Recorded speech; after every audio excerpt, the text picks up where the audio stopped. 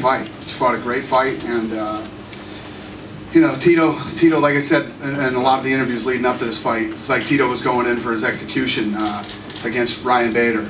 He ends up pulling off not only just a win, but an impressive win, and then goes in there tonight against the #1 contender, you know, Rashad Evans, who, again, I can't say enough good things about how good Rashad looked tonight, and Tito fought an awesome fight, worthy of fight of the night.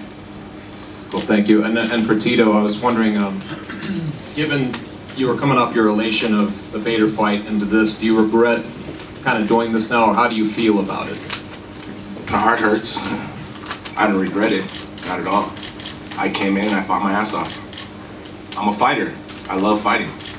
When I get in that octagon, it's like an animal in a cage. I love it. I inspire other people to be great by the things I've gone through in my life. You gotta understand, I was a young punk kid who was on the street who had parents who were drug addicts. I had nothing to achieve to in life. And I've surpassed the things that I'd never imagined. I'm a legend in this sport. I'm an icon in this sport. I've helped pave the way for a lot of these fighters who are up here to get what they got. And if it wasn't for Dana Lorenzo giving us this opportunity to fight this main stage, I wouldn't do it. And when I step in that cage, I fight, I put my heart on the line. And sometimes my heart is bigger than my body. And tonight it was. You know, like I say, I take nothing away from Rashad. He was a better fighter. I came in, I fought my ass off. I almost pulled off a couple submissions. He got away from him. He knew the defense for it. Hit me with a couple good shots. Knee to the body. It hurt. I mean, I tried to get my body up, and it's like my mind was saying get up, and my body wasn't doing it. And the referee said protect yourself, and I was trying to put my hands up, and I was trying to get up, and my body wouldn't get up. My heart says get up, my mind says get up, but your body don't react to it. Like I said, Rashad was a better fighter tonight, and I put my ass on the line, and I don't regret anything. I don't take anything back. I just said thank you, Dana, thank you, Rashad, and thanks to Zuffa for giving this job. And I put on a performance, man. Like I say, I put my heart out there. Sometimes my heart is bigger than my body.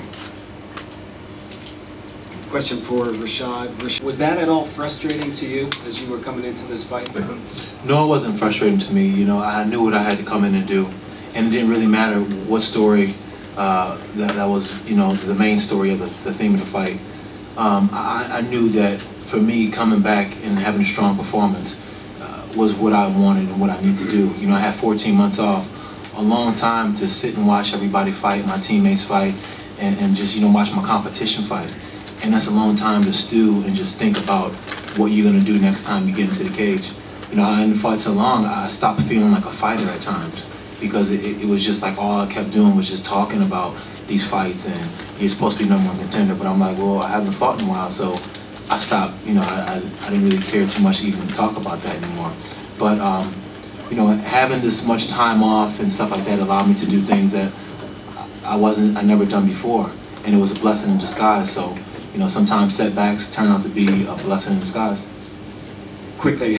I saw Tito went over to, I guess, congratulate you. Can you kind of share that moment and what you guys kind of talked about after all these years?